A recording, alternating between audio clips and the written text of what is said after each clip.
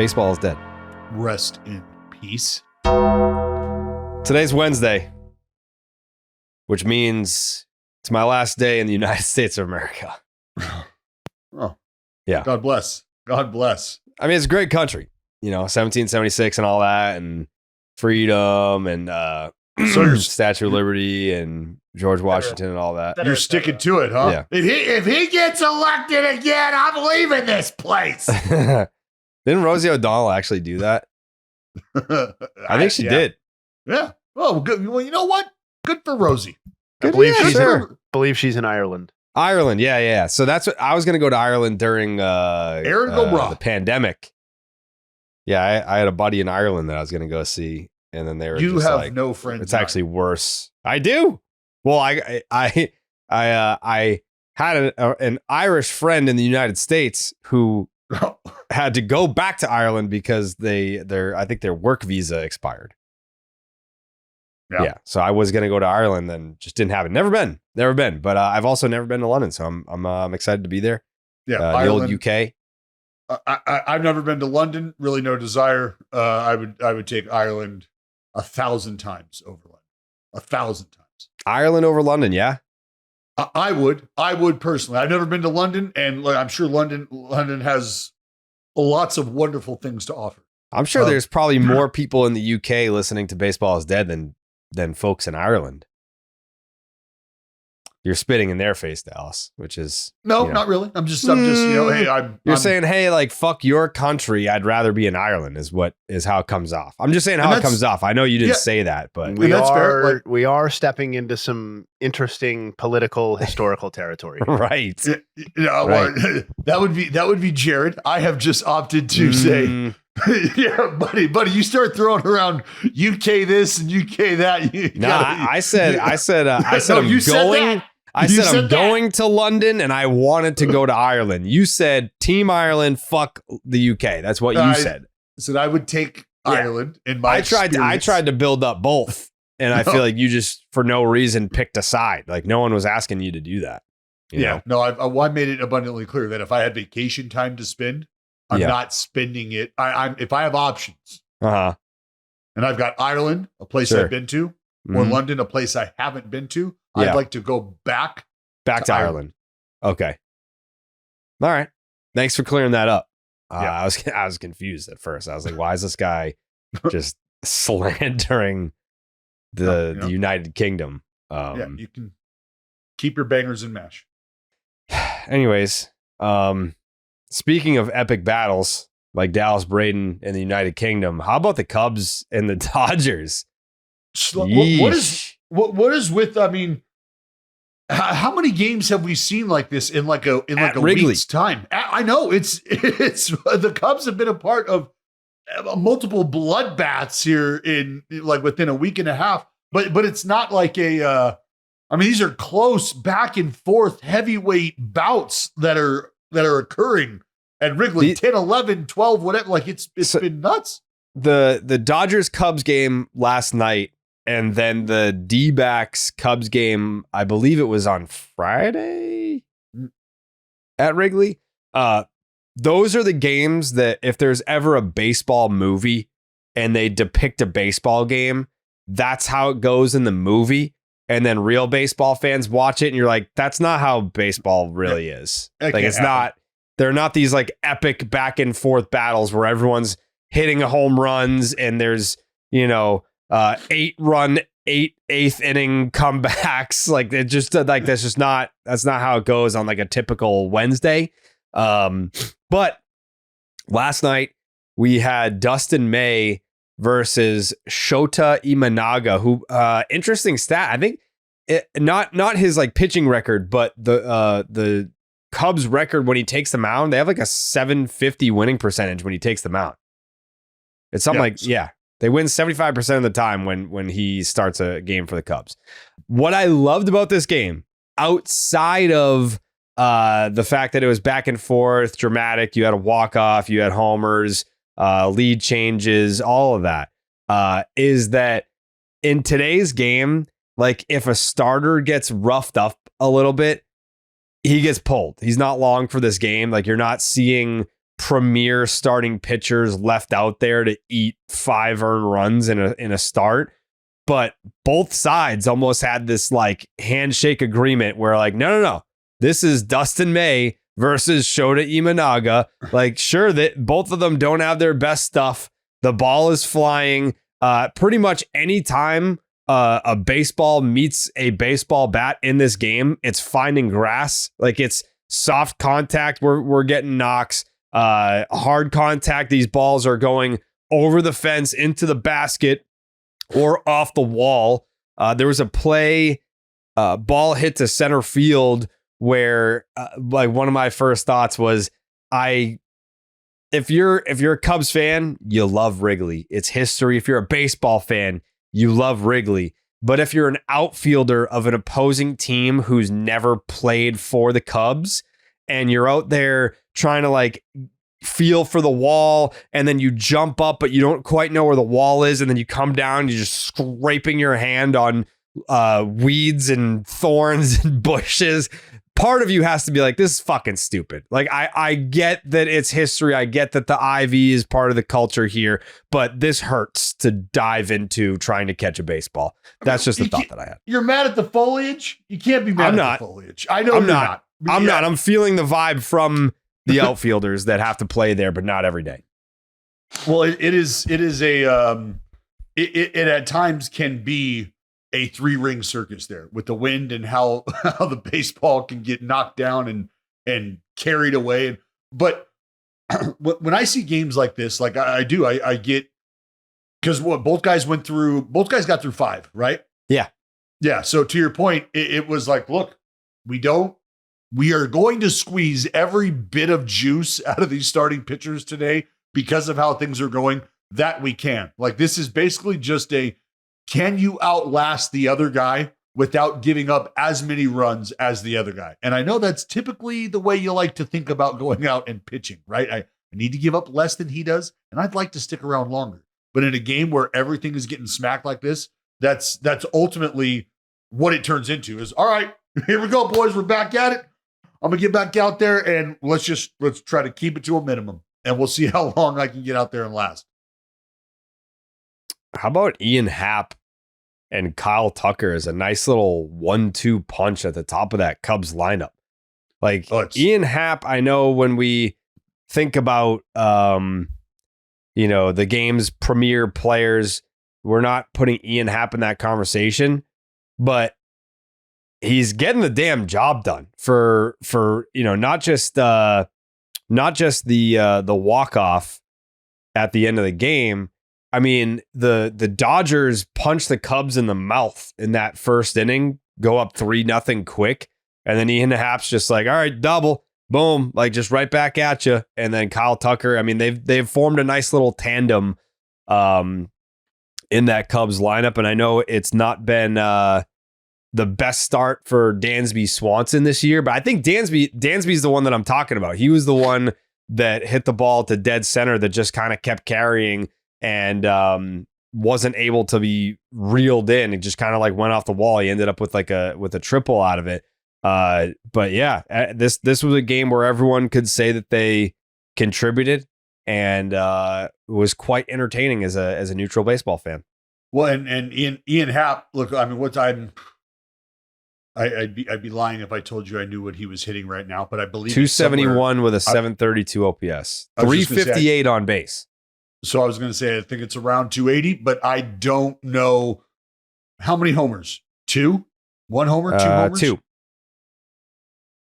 Because they both came in the same game, didn't they? That sounds right. I think he had a multi-homer game. No. I'm not trying to, correct. No. Yeah, please, I pulled up the game log. April 18th, a couple days ago, he had a homer, and he had another one all the way back on March 27th. Oh, that was overseas. Yeah. What was the other point I was going to make? Oh, your boy Tommy Edman.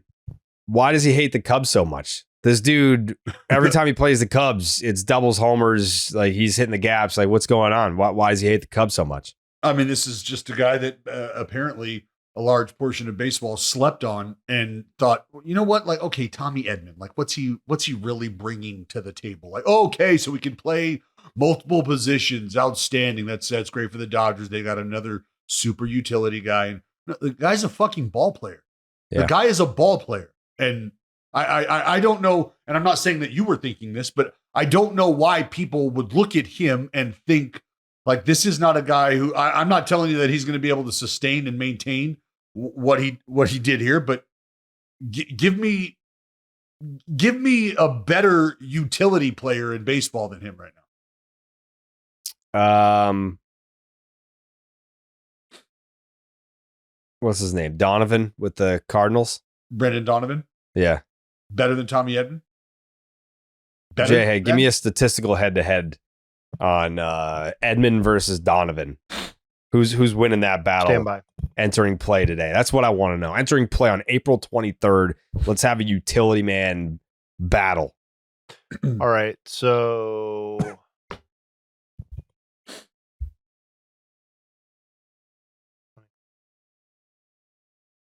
yeah, we're gonna get the results on this. Brendan Donovan against Tommy Edman. Mm-hmm.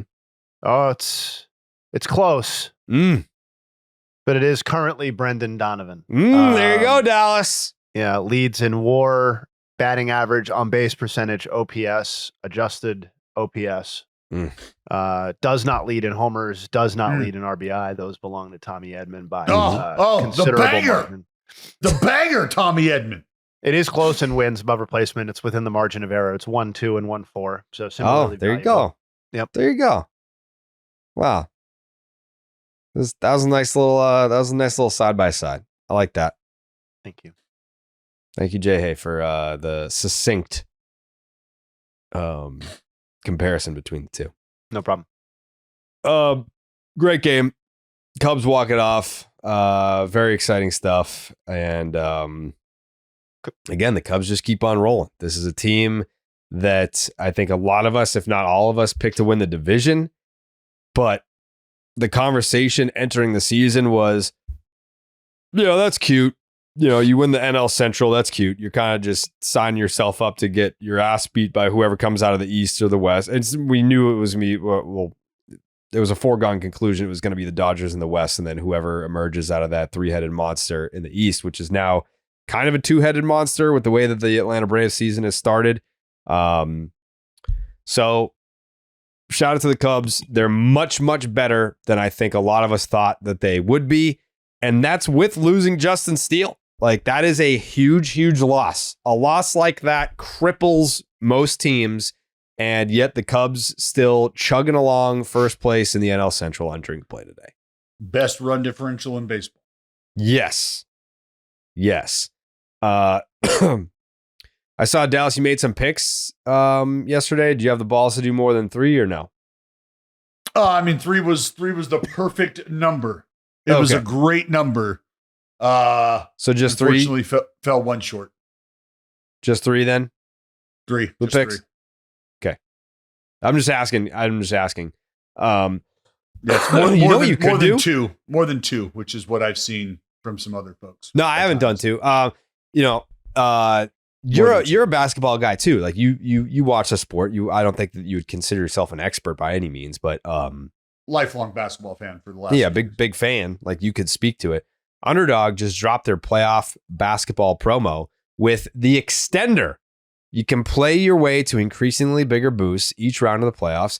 Start a playoff series by using your game 1 boost and continue boosting each subsequent game to unlock the next one. The longer the series, the bigger the boost. You're going to want to see how serious it gets when that game 7 hits. They're in the first round right now, right? So none of these are expected to get to a game 7? First round. Jayhay, by your estimation, will any of these series get to a game 7?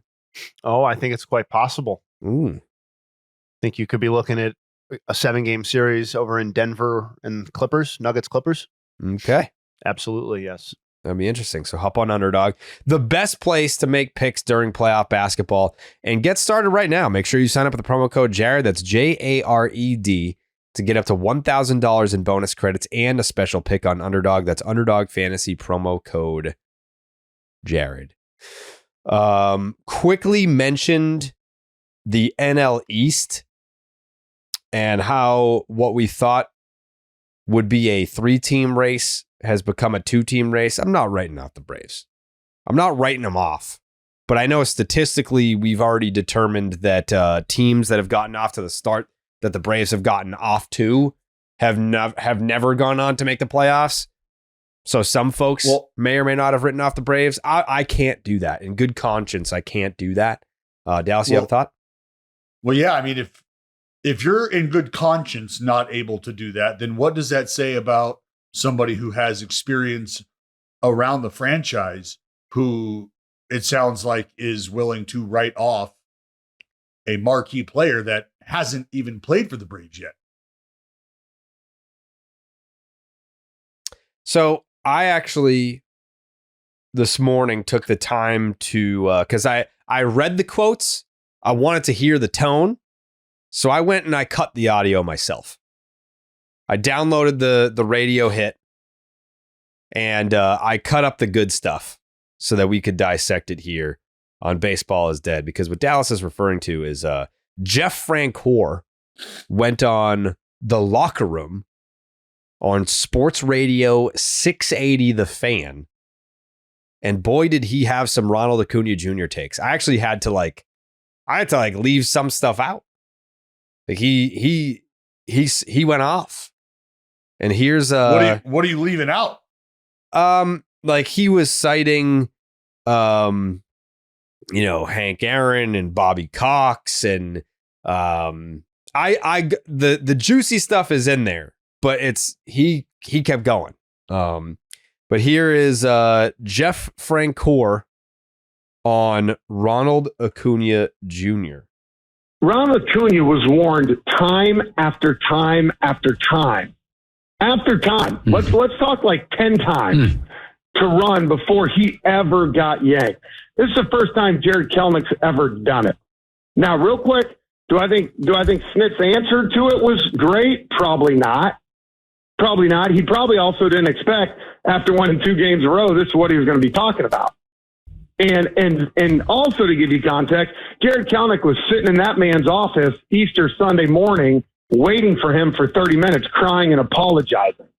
So there's your context on that. And number 3, Ronald basically buried a teammate. This wouldn't have been a national story. We wouldn't have even y'all probably wouldn't even talked about it Monday, right? Let's be honest. If he did not mention it in a tweet and bring it to the forefront. So not only that, you buried a teammate by tweeting about this. We won a World Series without Ronald. We won to the playoffs with Ronald. You don't have to have him. You show that it can be. And let me say this. Ronald Acuña is the most talented player probably to ever wear a Braves uniform. There is no denying that. There's things he can do that nobody else can do. But, the first thing I preach on our podcast, Pure Athlete, is what? Be a good teammate. That's Jeff Francoeur. Strong. Dallas? Strong. Strong. And now here's the thing about Frenchie and where he probably resides in terms of his knowledge of the behind the scenes and what's going on is he peeled the curtain back for you a little, right? And told you, hey, I know that Kelenic was actually sitting in the manager's office. And as he alluded to, emotionally was waiting for Snit so that they could talk about this, so he could apologize. His words were he was in the manager's office waiting for him, crying for 30 minutes, right? So there's some insight to, or some context to, as he said, the situation. And I think that is said to try to give us, the people listening, some insight as to whether or not Kelenic felt badly about what he had done and felt like it was an act that needed attention. And I think if he's emotional about that, it kind of tells you where he was at. But it's, dude, I don't know. It is You can't put that back. You can't take those words back at this point. And so, as much as Ronald Acuña Jr. maybe had alienated or blown up a teammate, isn't Frenchie kind of doing the same thing? If he has the ties that he does to the organization and is around the organization the way he is, and his history with the organization means what it means, and if we're supposed to believe that players like that, and if older players want to have the respect of the clubhouses that we are going into, I'm not telling them that you need to choose your words wisely. I think you just need to brace for the reception not being maybe what it once was upon your next visit. And that could very well be the clubhouse closing ranks and saying, we'll handle this internally. And as much as you are a part of this franchise, internally means the rostered players. So we're going to close ranks here. We're going to handle this internally, whether that's Kelenic and Ronnie sitting down and having a back and forth and clearing that air, whatever it is. If that happens, that's something that if you're Jeff Francoeur, I don't think you would be shocked by today, because you would realize, you know what, I had some pointed comments about a player on this team. And if this team is going to gel and unify and get back to being the powerhouse that we think they can be, they very well may end up taking these comments and utilizing them to do just that and say, look, we're not going to let this permeate. This isn't going to be something that's just going to fester and get bigger. Ronnie, Jared, let's all sit down. Let's discuss what has happened, and let's discuss our path moving forward, because what we cannot afford to have happen right now is this banter occur on the internet between players, current and former, guy who's now a broadcaster. Like, we can't have any of that. And I'd like to think that maybe just because of the relationship with the organization and with the players, maybe Frenchie has an opportunity to be in that room and have that conversation as well, for whatever reason, for however good that may do, or however good that might do. That could be some, but you have to have a conversation at this point, because those are strong words. And I'm not saying Frenchie has to have the conversation. I'm saying Kelenic, Ronnie, in-house. That's something that has to happen. So 2 things. First, do you think that the room would unify over something like this? Or do you think it's got to be split? It's got to be like some guys being like, thank you for saying that, and some guys being like, fuck him, like, who is he to say that?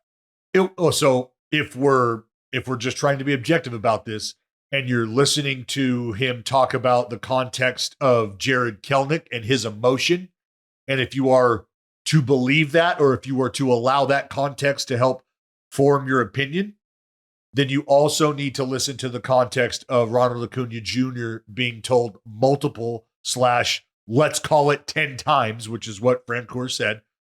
You have to listen to that too. So if that's the case, what do we have here? Well, we have one instance where a guy has never done this, quote unquote.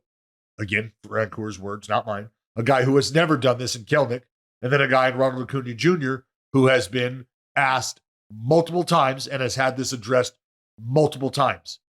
So there's probably a portion of the clubhouse that feels the latter. Like you said, Jared, that feels like, you know what? It's about time someone said this. Or there is also probably a group who says Kelenic has just not been that kind of guy. And when I say that guy, I'm not saying that guy like Ronnie. He hasn't been that guy that has needed those reminders. So I always give this example when stuff like this pops up. And Jared, this is a very fitting example for you, my friend. If you have an old dog, 10 years old, 11 years old, potty trained, we haven't had accidents in the house, nothing. Things are sweet and have been that way for over a decade. And then you get a puppy. And that puppy is trying to learn, failing.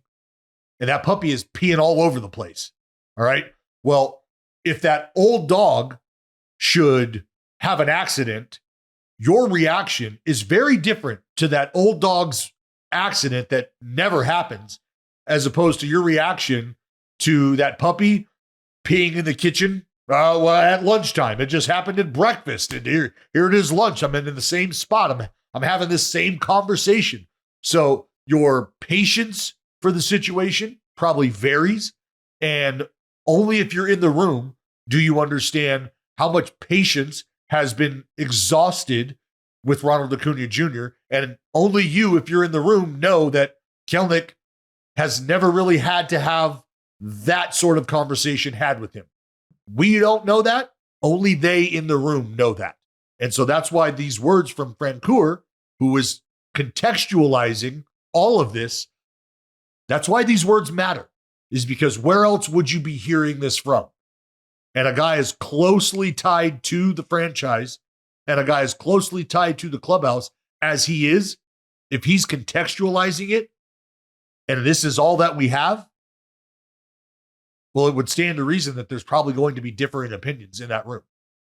So to piggyback off of that context that you're giving here, because obviously it comes through in his comments, he has a guy on the inside, because Jeff Francoeur was not there on Easter morning to see Jared Kelenic crying and waiting to speak to Snit in his office.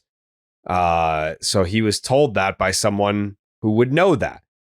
So to go from his thought of, we won a World Series without Ronald, we went to the playoffs without Ronald, you don't have to have him, aka you could just trade this guy and keep on chugging along.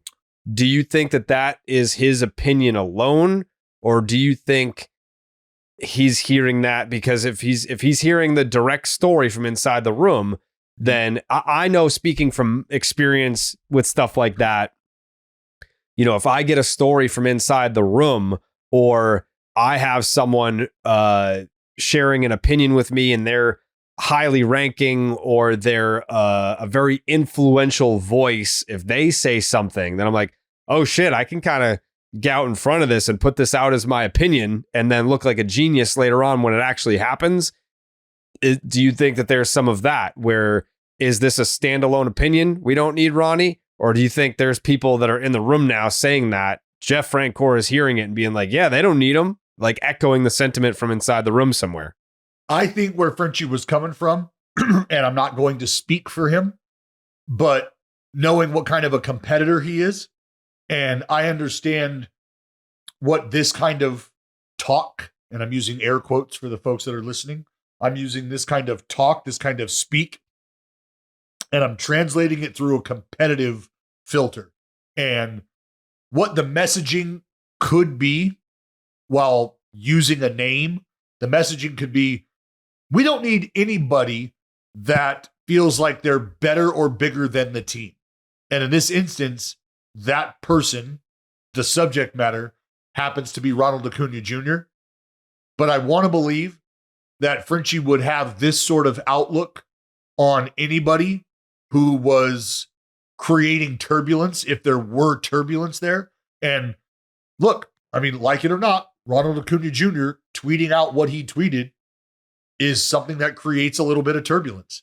And if you're somebody who subscribes to the school of thought that says, we just don't need any of that, I don't care where it's coming from the best corner in our clubhouse, we still don't need it. And we definitely don't need it if it's coming from the 26th man on the roster. We don't need it at all. And so maybe that's Jeff Francoeur just trying to say once again and remind people, hey, we got to where we wanted to be, and we were able to do it without this great player, the best player to put on a Braves uniform. We were able to do that without him. So it could also be a comment where you're just trying to like remind the group, everybody in the group, including Ronnie, that you're just not bigger than the ultimate goal here. You're not. And that's how we want to believe things go in the Braves country. And that's the opinion that we got from Jeff Francoeur. That's what I want to believe in my heart. I don't want to believe that there's inside knowledge, or I don't want to believe that there's rumblings in that room that say we would be better off. If you're the Atlanta Braves, that we would be better off without Ronald Acuña Jr. I can't believe that conversation's happening. Jay, you got any takes on this? I think the vast majority of what Francoeur said is, if you take him at his word that it's well sourced and stuff like that, feels correct and a totally reasonable thing or perspective to have come at it from. I think he just lost hold of the situation, or maybe the message that he was trying to convey, or maybe not. Maybe he was trying to throw gas on the situation. But I think the final comments that we played about being able to do it without him, do we really need him, were unnecessary for the point that he was trying to make, and were inflammatory. And if he doesn't regret them, I think the Braves organization has to regret them as a whole, because if I'm Ronald Acuña, I feel very isolated at the moment. And that they won a World Series without Acuña, to me, like, listen, I'm not a Braves fan. I obviously don't work for the Braves. To me, that's always felt like an unspoken truth that like just exists within the organization, but isn't ever verbalized or talked about. Like, yeah, we won without our best player or our most famous player or our biggest star. Do we talk about how we won it without him, though? Like, I feel like the answer to that is no.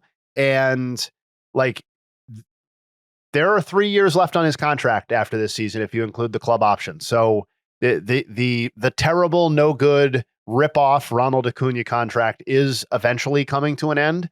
And he will still presumably be a very high level player at that time. And, or if you're viewing him as a tradable asset, an extremely, extremely valuable tradable asset right now. But I just, in terms of the comments, I feel like that was just a big mistake to end the comments that way by Francoeur. Yeah. Like, I just don't see a world where the Braves are like, he tweeted what? Get him off the team. Like, I don't think that that's how it ends. I think if I'm Ronnie, though, if I'm Ronald Acuña, I think inevitably you are viewing, at least until things settle down, Francoeur as a spokesperson for a percentage of the organization. Whether that's true, what percentage that is, no idea. And we'll probably never find out. But if you're Ronald Acuña, that's how you probably view this. And you have to feel like, oh, damn. No, you can win without me? Well, it's not even. I'm already feeling underpaid, all the stuff we talked about before. Okay. Mm-hmm. Mm-hmm. You can win without me. And you're going to need, if you're the player, how do you show me that me, the guy you're paying the money to, and me, the guy who's on the roster, how do you show me that you have my back now? How do you show me that I am indeed a part of this? Not that I needed to be told that I was a part of this, because I'm a part of this. But if we have somebody, we have the announcer saying, we could probably do this without me. Well, it's kind of like, it's your move, Atlanta. Show me that I do matter.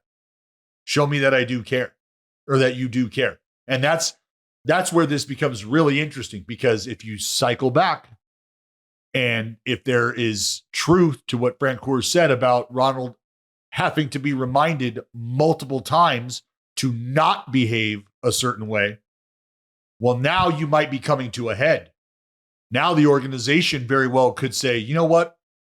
If Ronald is going to take this stance after all of the conversations we've had, if he still needs reassurance because he's been called out for something that has been addressed in the past, if that's where we're at, well, then you know what?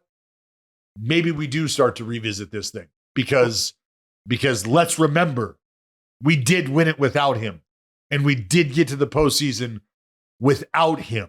So for all of the contributions that he's made during the most important run for us, there weren't any. Well, yes. And that I know you're not actually saying that. That's a perspective. Like, it is worth noting that if they didn't have Ronald Acuña's contributions from that season, they probably don't make the playoffs at all, and probably can't win the World Series. So of course, I think we know that. I just, like, I'm not advocating for Brian Snitker's job to be in jeopardy, but all available reporting says that his contract extension runs through 2025. So that's another little wrinkle here that you have going on, is that you have a long tenured, respected manager who the one thing everybody is in agreement on, it seems like, is that Brian Snitker did not handle this properly. That doesn't seem to be in dispute, and at least initially. So, like, I'm not advocating for him to lose his job, but the idea that he is in the last year of his contract, and that's unsettled, is an element of this that also has to come into play at some point in terms of potential tension that might exist between player, manager, manager, organization, all that sort of stuff. Yeah. I think what needs to happen is Ronnie and Snit need to have a conversation. And then there's without a doubt going to be a moment, I think, between Jeff Francoeur and Ronald Acuña Jr. that is going to have to be had. Because as an announcer, that's something, and I'm not speaking for Frenchie, but as an announcer, that's something that I do. That's part of being down on the field. Part of being present is during BP today. I don't know that Ronald Acuña is even at the ballpark right now, but if he's around the team like that and Frenchie's there, let's hash this out. Let's talk about this. You got some things to say. Don't show up to the ballpark and then just stand off in the corner and talk shit. Come say it to me. Not like, hey, you got something to say? Come say. But there's clearly emotion going on right now. And I would just think to myself, Frenchie's as much a part of the Braves organization as anybody, and he will continue to be that. So if you have the platform to speak the way he has, you also have to utilize that platform to help mend things. Because I know Frenchie wants nothing but for this team to win. And if that means him sitting down and whether it's apologizing, addressing the situation, however you want to phrase it, I think that's something that should happen. And I think that's something that will happen. And we'll never know about it, which is even better. I don't know that that's true. Because those conversations, I've been part of those conversations. Hey, why'd you say that? Let's talk it out. Those happen on the field. Like those, hey, let's walk up the right field line and have a chat, or like, let's talk behind the cage. Like, yeah, but this is high profile. Yeah, well, that's what I'm saying, and that conversation doesn't have to happen on the field. No, that conversation, but they can behind closed doors because it's the broadcaster and it's a former player. Is he doing games, Francoeur? I believe so. No, I mean he's called Braves games before. Yeah. Like him and Glavine and Smoltzy and yeah. I suppose because this one became like a national story that it's very conceivable that this one happens behind closed doors. Yeah, and that's why I said, and I just because I know, and I'm looking at this again through a competitor's lens, where I know Frenchie just feels strongly about what he sees on the field and what he sees happening because he cares about the team. He cares about that franchise having success. Yeah. Oh. Yeah, but if I'm Ronnie, I'm feeling a certain kind of way. I'm gonna need somebody to talk to me. Well, I mean, we talked about how it's very hard to bite your tongue when you're in his position and how it's so easy to just fire off a tweet where you have a snarky comment that you want to make and Twitter's right there. If I'm Ronnie, I'm having a hard time right now not posting with my Twitter fingers about how, oh yeah, we won a World Series without him. We made the playoffs without him. If I'm Ronnie, how am I not sitting there being like, yeah, how's it going winning without me right now? How's that going? Well, because now what you're doing is you as the player you're making it worse. But what you're doing is you're slapping every one of your teammates across the face. You've already done it once. Well, no. Who to who? I mean, he threw Kelnick under the bus. That's and I hate to be specific here, but that's one dude. That's one teammate, and that's one dude that, I mean, you ask Braves fans that they could do without. That's one guy, as opposed to him then putting everybody in the room under that same wheel of the bus going, no, first of all, this was just Kelnick, but all you motherfuckers can catch hands right now because you ain't doing anything without me right now, are you? Nothing. That's how that would come off. And now you would have the entire room go, really? Like, what the fuck did we do? Like, we're running shit out. We're trying to keep the ball in the yard. We're trying to get outs. We're trying to score runs. Damn, Ronnie, like, we're just chilling. Thought this was between you and Kelnick, and we get it. We understand where you're coming from, but brother, what did we do? We're trying to win with you. And now you're torching us too? Like, that's a dangerous date. And that's why it's just never a good idea to get emotional and then take to social media. It's just never a good idea. No. Stay off the internet, as they say. Stay off the damn internet. But I would advise staying on the Game Time app. It's a good move. Yeah, because that way Game Time makes getting tickets even faster and easier. Prices on the Game Time app actually go down the closer that it gets the first pitch. With killer last-minute deals, all-in prices, views from your seat, and their lowest price guarantee, Game Time takes the guesswork out of buying MLB tickets. I wish that there was an MLB game happening in London while I was there.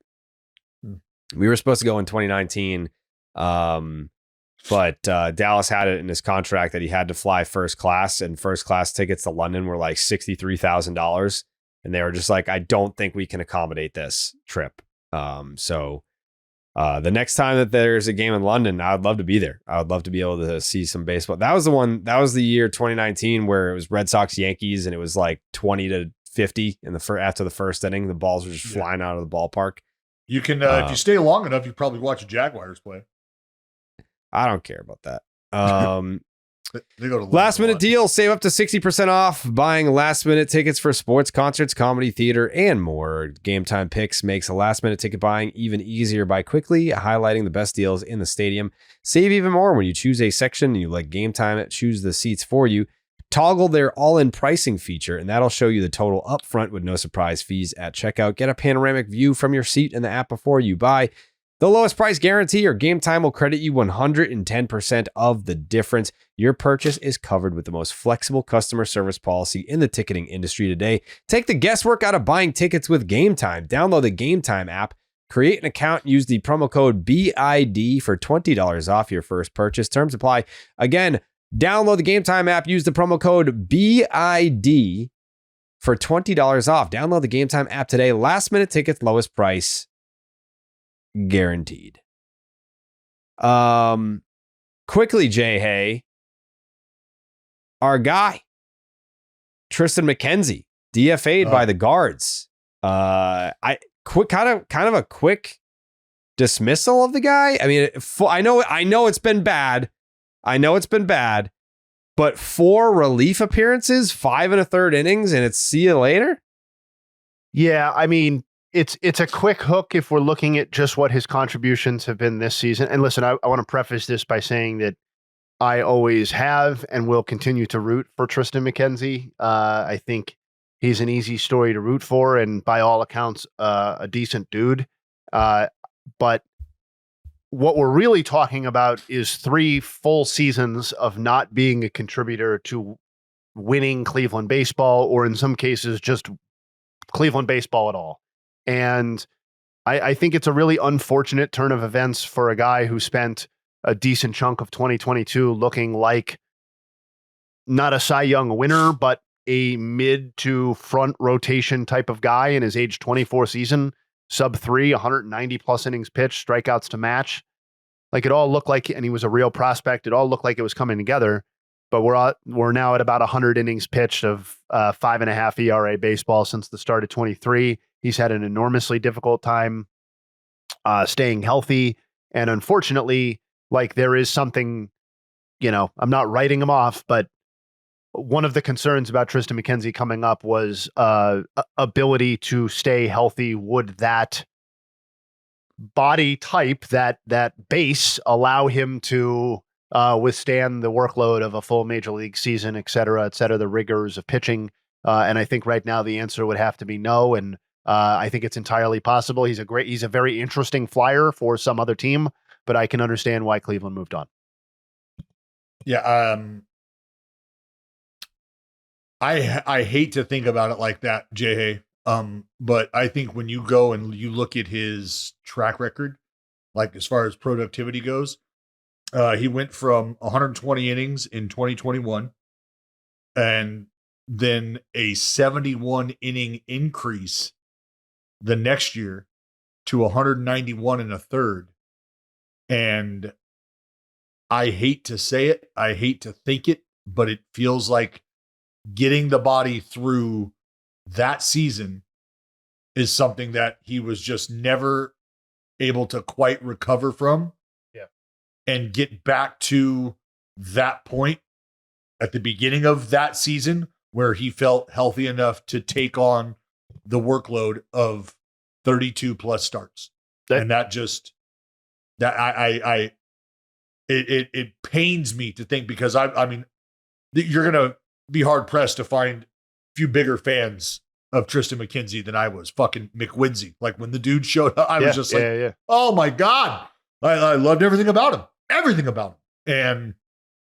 And it does. It feels like, unfortunately, the body just was not able to hold up, and he was not able to reproduce what had everybody so excited about him. Yeah. And I think like, I'm not trying to be overly defensive of Cleveland's motivations here, but you know, if you look, there have been 385 pitchers to log at least 90 innings since the start of 23, which is the period of quote unquote bad pitching from McKenzie when it began. Like, he has the highest walk rate of those 385 pitchers. So we're not talking about a guy who's like, you know, scuffling on the margins and no one is having more trouble in a sense throwing the ball where it needs to go than Triston McKenzie in baseball. And most of the guys that are in and around him on that list are either old people who have cycled out of the game or are otherwise injured, or people who are now just out of Major League Baseball. So like, it's unfortunately, it is kind of what it is. And his underlying stats were supportive of that. His strikeout rate has gone the wrong way since the moment he entered Major League Baseball, to a point that's just totally untenable. So I wish him luck, but I just think Cleveland has, even in the somewhat diminished state of their rotation relative to what we might have expected 2, 3, 4 years ago, they have myriad better options. And I know he was pitching out of the bullpen. That applies to the bullpen too. Yeah. And what it does is and just the business side of this game, because this is an individual who has had difficulties staying healthy, you make your move so that in the event of another injury popping up, you're not eating that dollar amount. And it just, yeah, I get it. I understand. Doesn't mean we have to like it. Yeah, no, I actually hate it. The idea, I mean, he's still what, like 28? Yeah, 27, 28. 27? Yeah, 27 years old. I mean, someone's got to take a flyer on him, right? Like this is not like Jared, hey, he's cooked. He's not cooked. Well, time out. And I'm about to say this about a dude I love and have a ton of respect and love for. But there is nothing about what you're seeing right now that tells you, you know what? Maybe there's something in there. Maybe there's, I mean, in his brief outings this season right now, his whip starts with a 2. Yeah, it's bad. Like we could start the expected there. ERA is in the 1 percentile. Yeah, the strikeout. I mean, just as far as like, to hell with ERA, as far as being able to limit damage or miss a bat or adding traffic to the base path, the strikeout to walk ratio is sub 1. It's 0.57. Yeah. Well, and just two other points of context too. It was pointed out by Paul Hoynes that, you know, him being, and this is, I know Dallas was sort of getting at this, but specifically he was out of options. So like, you know, I know they sent him down last year, but that just was not something that was going to be available to them this time around. And I had forgotten this, but in doing background for this, the he was a guy who chose rehab instead of surgery for what could have been. He could have chosen Tommy John surgery, and I am in no way blaming him, or I have no idea about the specifics or what the imaging or doctors told him.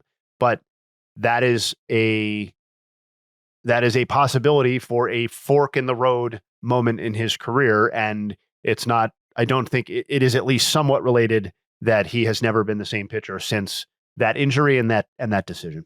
Yeah. I mean, the barrel rate, first percentile. The walk rate, first percentile. No one is chasing. Yeah. No, it's just across the board. But that's what Dallas is saying, right? Like, like there's nothing about the profile right now that makes you think this is somebody that even if you get in your lab necessarily that. Right. There's nothing that's pointing to a reclamation project in the waiting. Right. Unless you think you can unlock something like pitch. He throws the four-seamer 80% of the time. I think I get that it looks different as a reliever versus a starter, but I don't know. Maybe I'm in denial. But I think you're being optimistic in the sense that you can look at almost any pitcher and be like, wow, man, if a smart organization gets their hands on him or just any and we just tweak that one thing, whatever it might be. Yep, unfortunately, like Cleveland is that organization. So I know a different perspective is sometimes all you need, but like, if you can sell yourself on being able to turn around Triston McKenzie based on everything you've read, everything I outlined, everything Dallas talked about, then you can basically sell yourself on turning any pitcher around. Anybody. Just that's what it is, right? He's a pitcher, so we can potentially turn him around. Well, but right now, Triston's not giving you any reason to think that. Yeah, that's how a lot of guys get jobs or used to be able to get jobs, right? Is, well, what's so good about him right now? And there's guys in the room that go, well, he hasn't sucked with us. So there's a start. He hasn't sucked with us. Let's start there. Okay, great. Get him in. Shit, his bullpen looked great.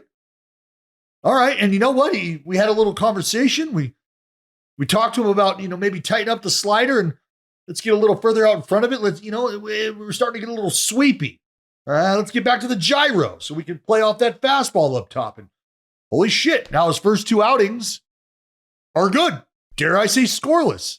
Like, have you reclaimed the player at that point? Or is it just a matter of, hey, you know what? His next two outings came in a different uniform and he didn't get lit. And so what? Now he's back? Well, no, but I mean, that's how players used to hang on, right? That's how the veteran was able to hang on. Look, I'm left-handed.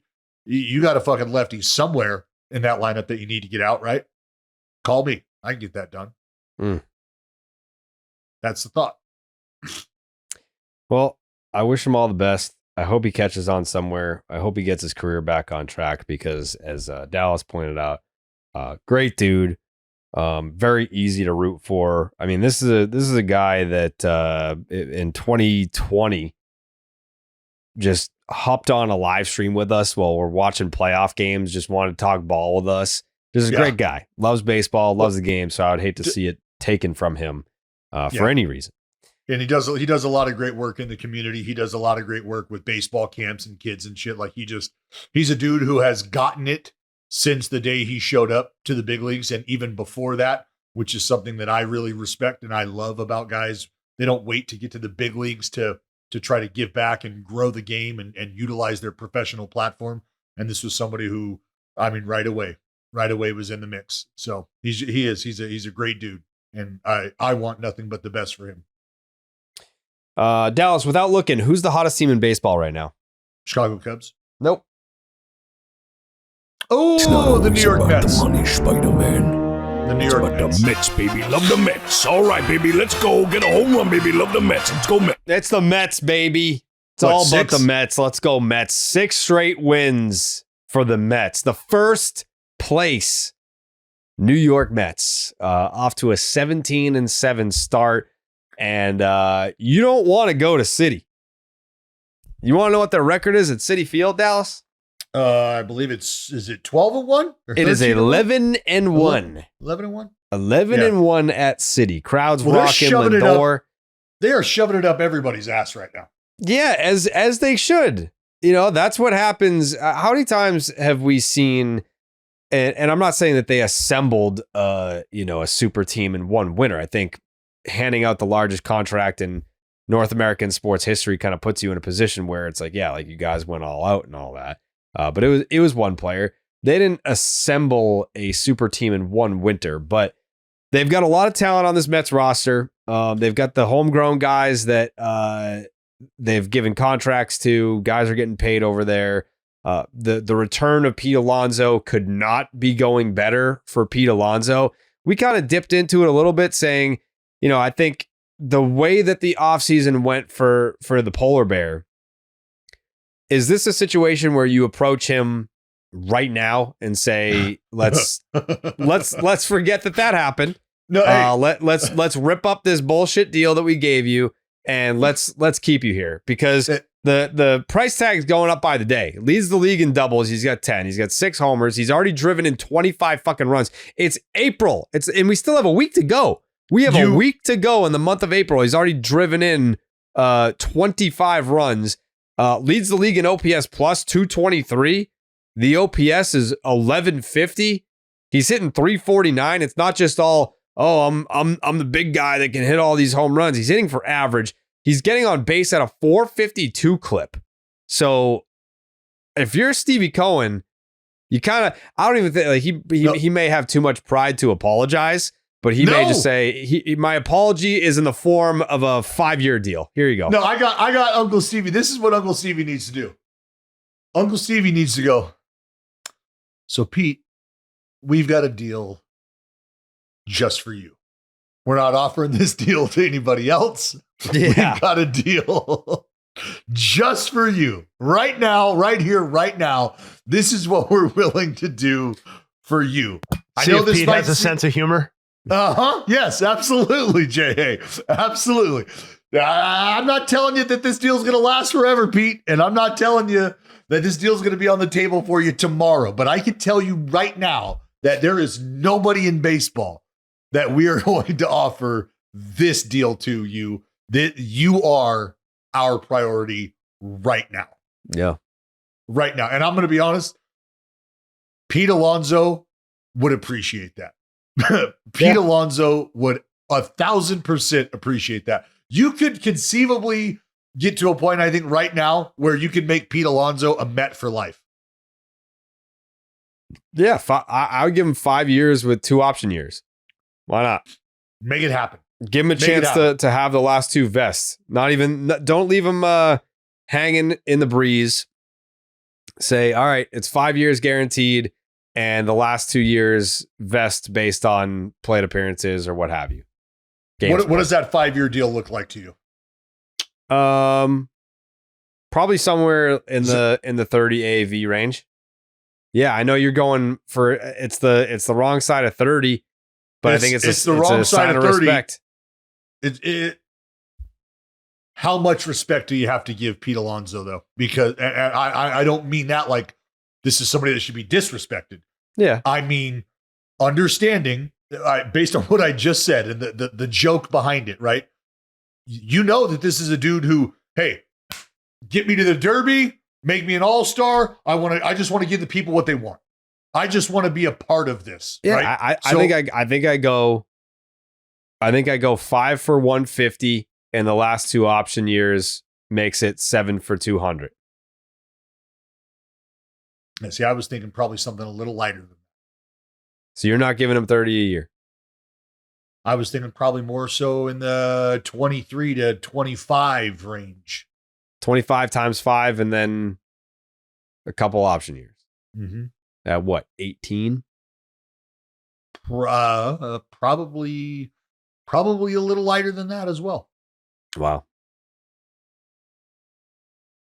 Yeah, I mean, because you're gonna have to keep DH open for old Juan. That's absolutely because that day is coming. That day is coming in the next 7 years. Mm-hmm. That's a tough spot. So then do you just go straight up 5-year piece? Yeah, 5-year. That's I think I'd be comfortable with that. But again, probably at a lower clip than 30 than maybe expected. 5 times 27. I think I'm standing firm on 25. I think I can do 27 though. 27 and a half.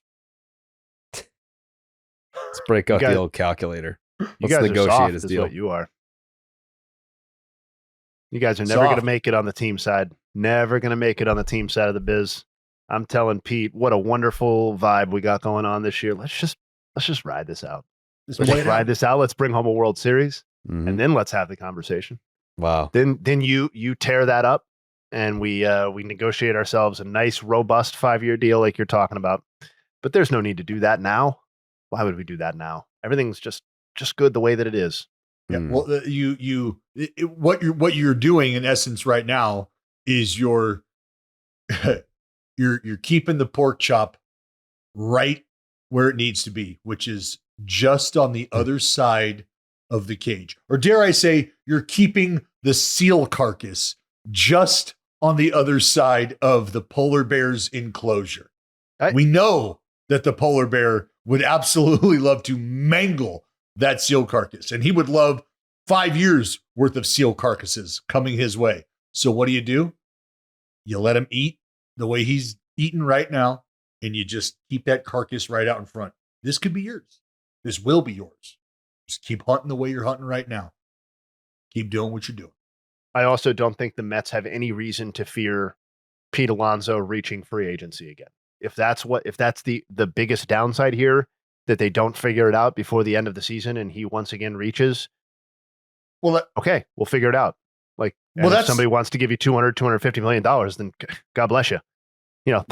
Thanks for the great 25. Thanks for the World Series. However this season ends up, could be a win-win for everybody then. No, that's exactly how it should be played out. Is we are going to play this season out because this is just, very similar to Craig Breslow understanding the just knowing who's got the cards and knowing what cards they have with Alex Bregman. You want to be here. The numbers tell you this is where you're going to be the most successful. That's all I need to know if I'm negotiating with an individual. And that's what Pete Alonso, that's where he's at right now, is the world knows you don't want to be anywhere other than right here. Fantastic. This couldn't be better for Steve Cohen. I've got a guy who wants to be here performing in a way that we would love to keep him if he continues to perform this way. Let's see how long it lasts. And after this season ends, we can think about the future. All right. On the opposite end of the offensive spectrum, talking about Pete Alonso here, Jock Peterson after last night is 0 for his last 41, which is a new Rangers franchise record. Jake, is Connor back there? I think he didn't know it was an early start. Oh, okay. Oh, wait, no, he's right there. Okay. Yeah. All right, Connor. I know that the fans can't hear you right now, so I'll translate. Do you have any comment on Jock Peterson being 0 for his last 41? You're either hot or you're due, he says. All right. So Jock Peterson's he's just due. I mean, this is a guy that he was there in 21. He helped bring a World Series to Atlanta. So if Jock Peterson's offensive production was in a human gestation state right now, as far as being due, he's 18 with a driver's license in the womb. Yeah. Like he's due. he is due. Some might say he's being breastfed, dropped off at college, right? Yeah.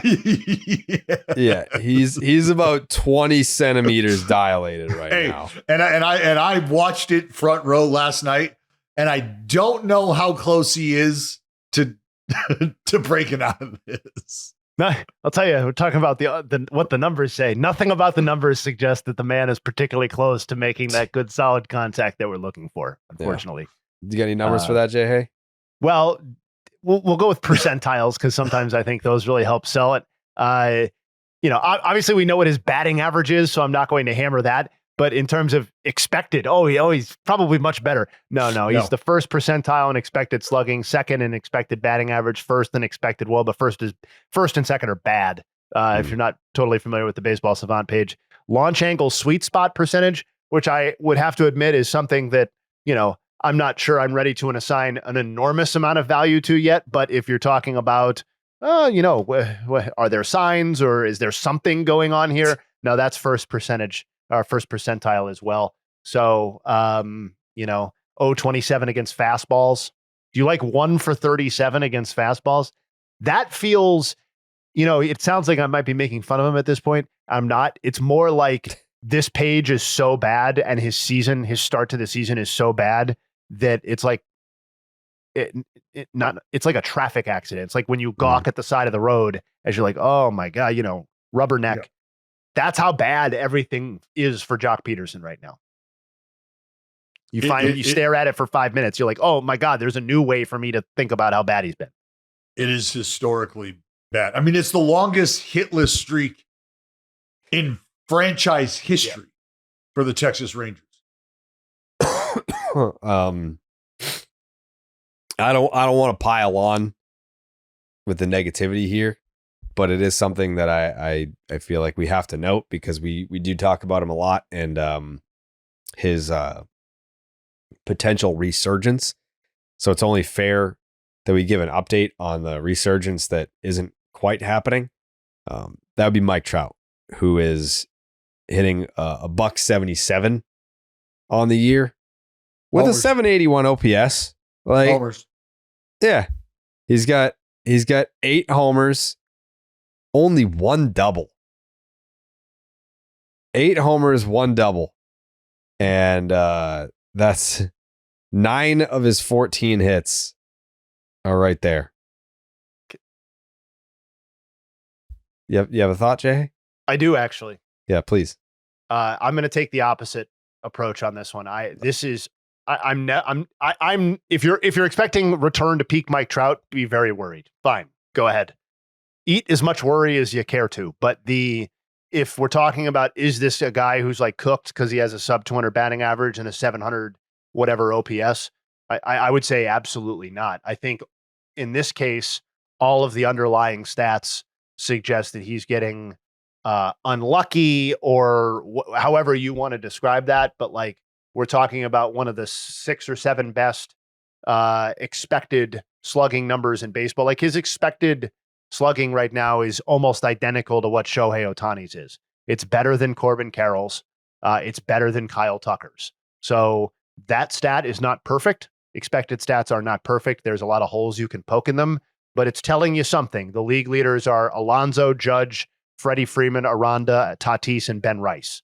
So like those guys are all unequivocally hitting the shit out of the ball for the most part. And that Trout is an outlier among everybody else that he's listed at in this group. So I still have a lot of optimism that we're still looking at an 850, 875, 30 plus bombs type of guy who's, adding 3, 4, 5 wins to your season if he's playing. But I do think we posited this offseason, correct me if I'm wrong, guys, but I think there was a conversation where we said the new version of Mike Trout might be very homer heavy, and it might lean into hitting homers at the expense of what we maybe used to think of at batting average and consequently on base percentage. And I think that's kind of that is what the version that we will ultimately see of Mike Trout will look like, but it's not going to look like this, I don't think. Okay. No, I think there's plenty of room for Mike Trout to return to an above average producer. But I would also, for the start to be this, right? We're going to be through the first month and it's going to look very similar to what the numbers look like right now. This very well could be the beginning of that stage of Mike Trout's career that we just don't want to entertain that is coming. Nobody wants to think, like, I don't want to think about the end of Mike Trout's career.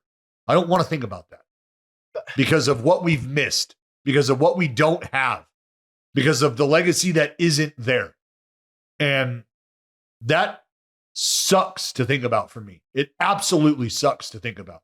And because for so long we have had that conversation and we've tried to postpone having the conversation by saying, there's still time left. I don't want to his best years are going to be wasted. And we kept trying to postpone that conversation even when Shohei was there, right? Like, you've got the greatest player on the planet now.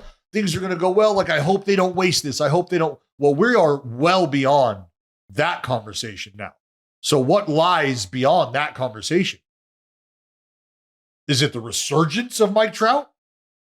Or is it more realistic to expect that this could be the start of that conversation we don't want to have? And I feel like we're probably closer to that than we are the resurgence of Mike Trout. But I still think that there is ample productivity left in the tank. Something to keep an eye on. We'll see how it goes. Obviously another guy that we're rooting for. Were there any other stories that stood out to you, Justin Havens? No, not really. I'm actually glad you brought up Trout. That was not immediately on my radar, but probably worth talking about given the shape of his season for sure. No, I mean, I'm excited for Dallas to see Nick Kurtz tonight, and yeah, I know we podcast, or are we podding tomorrow? That's the plan. Okay. Then I'm excited to get his reaction to seeing him in person and in the lineup and all that sort of stuff. But other than that, I just got Nuggs. I think we hit on all the stuff. Ooh. Why don't you share them with the class? Oh, and just calling out Byron Buxton's catch. That's tough to describe on a podcast sufficiently. But if you haven't seen that highlight, I would go ahead and check that out because that's just vintage fucking Byron Buxton right there. I would say that on that subject, yes, it is difficult to talk about a catch in audio form. However, I think my takeaway is maybe it's not better than, but it's right there with the walk-off home run, a game-ending diving catch where you have to let, not like Aaron Judge's catch yesterday where he caught the ball and then fell over and everyone was like, oh my God, what a sick diving play by Judge. He literally caught the ball and then fell. This was a legit Superman layout, all in the line catch for Byron Buxton that saved the game and maybe even the Twins season. So I love that. I love a walk-off catch like that. I never played at the big league level, but to the extent that I did play, a walk-off great defensive play that you make, like a single-handed type of play, to me is absolutely just as cool as a walk-off or clutch home run. Because you're succeeding and you're also taking away from the guy. That's, like you hit the homer and like, well, aren't you taking away from the guy you hit the homer off of?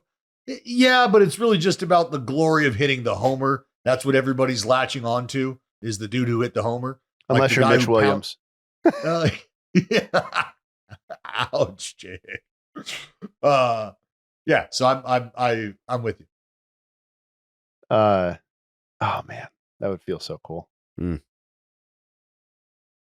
Yeah, like the fucking, like the Adam Jones WBC home run robbery. Yeah. Like, I know it wasn't to end the game, but good Lord, like that feeling.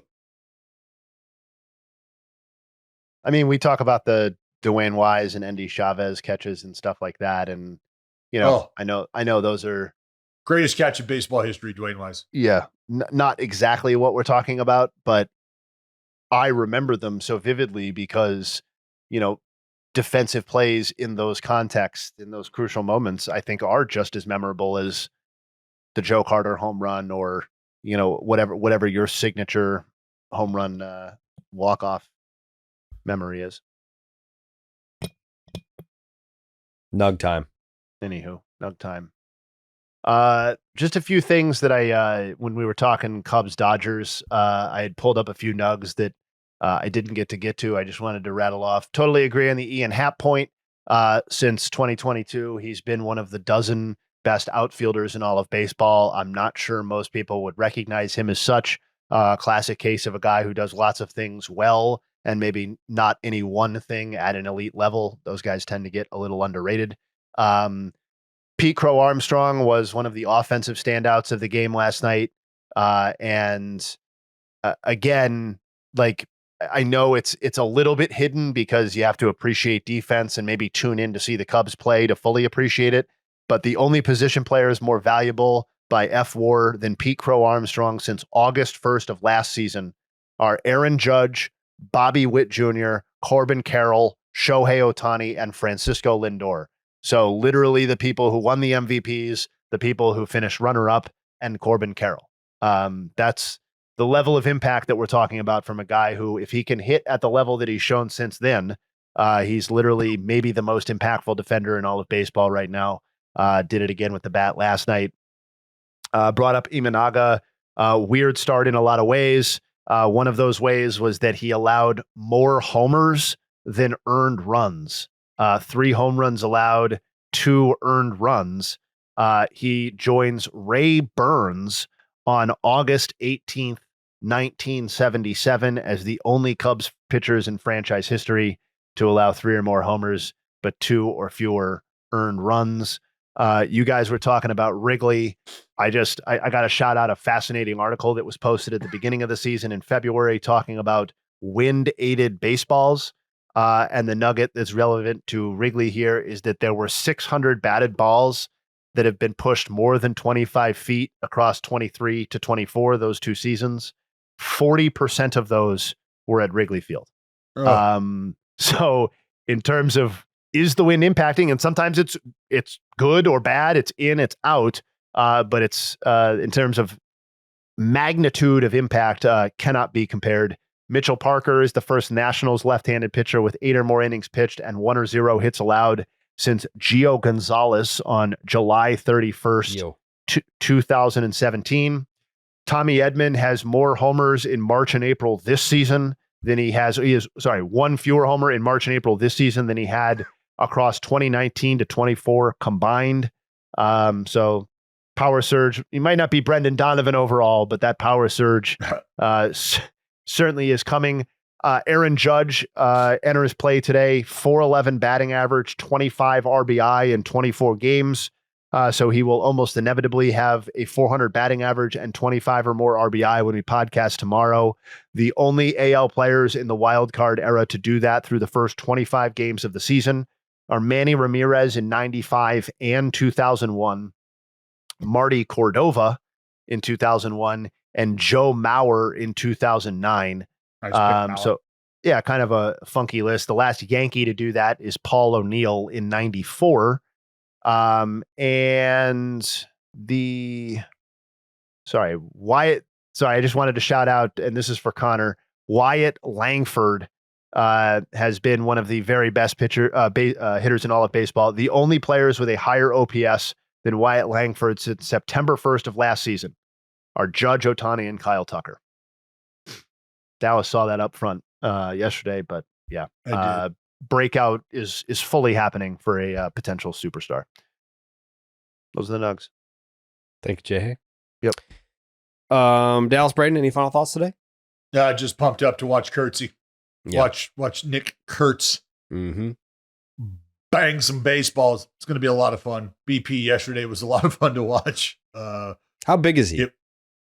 He's not a little fella. He's a sizable dude, and he's going to fill out, which is fucking scary to think about too. I think he goes 6'5". Ooh. Yeah. So it's like 6'5", 230, something like that. Yeah, he's a larger human than I had pictured. Before I get to Jake's takes, I don't know, Dallas, if you saw the seats that Jake had for the Red Sox game last night. So when we did the Section 10 live show before opening day, we charged $10 for a ticket, and we gave all the money to the Jimmy Fund.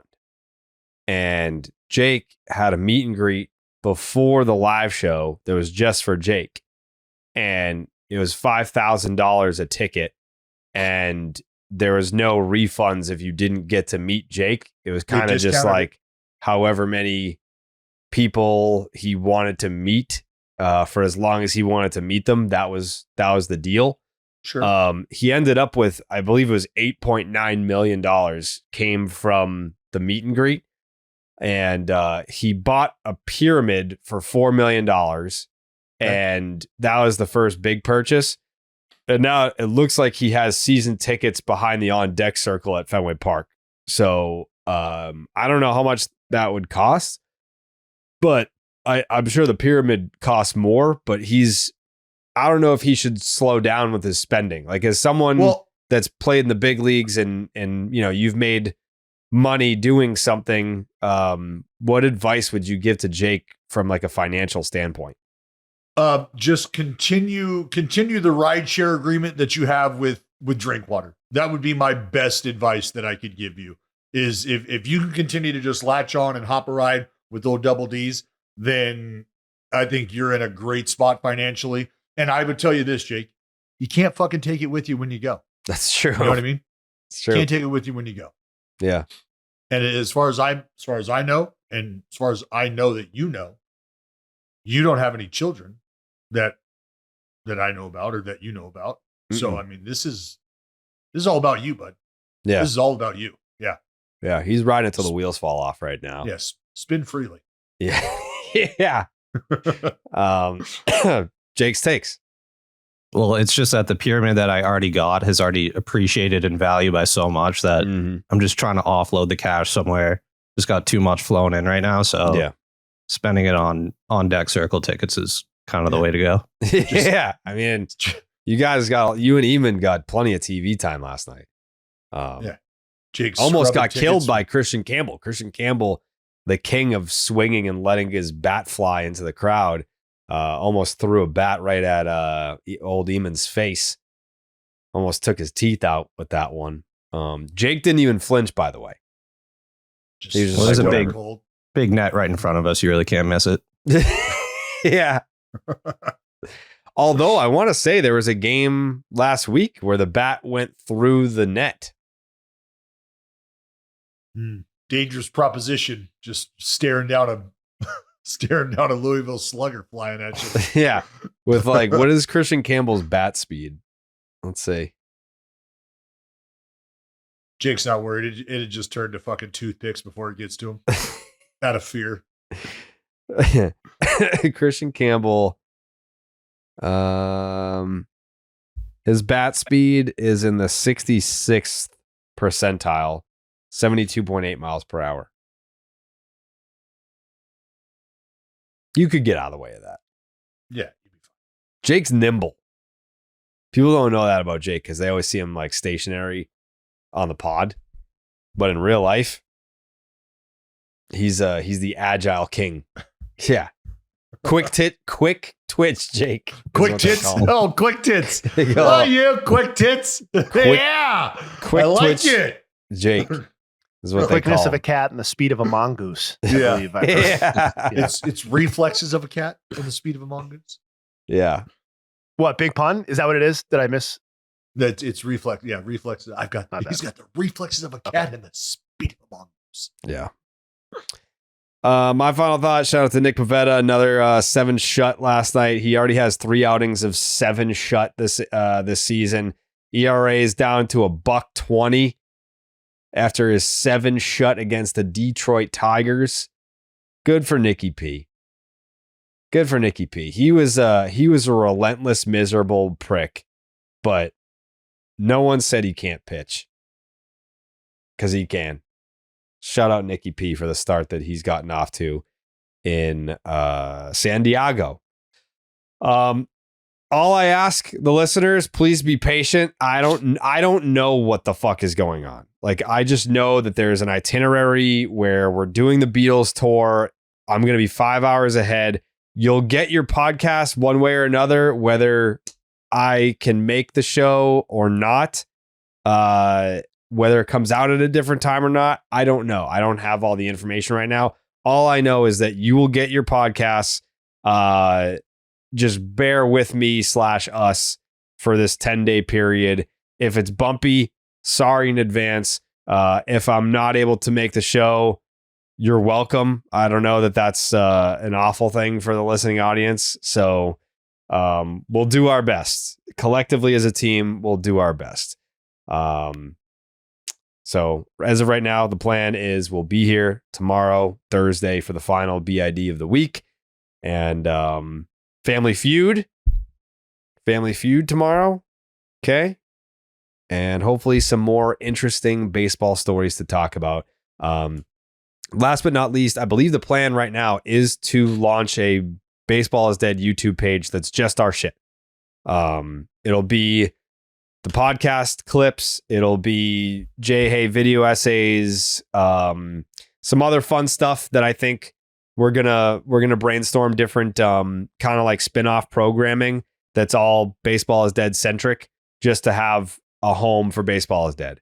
So when that's available, peep the social media. We'll be tweeting out the link for the subscription button.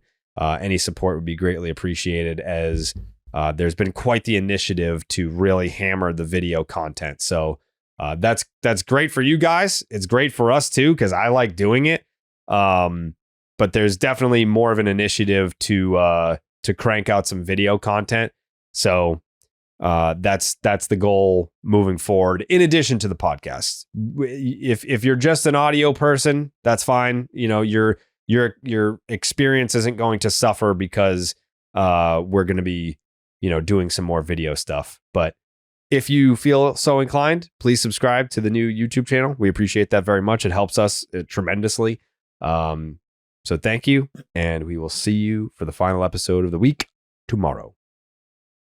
Wow.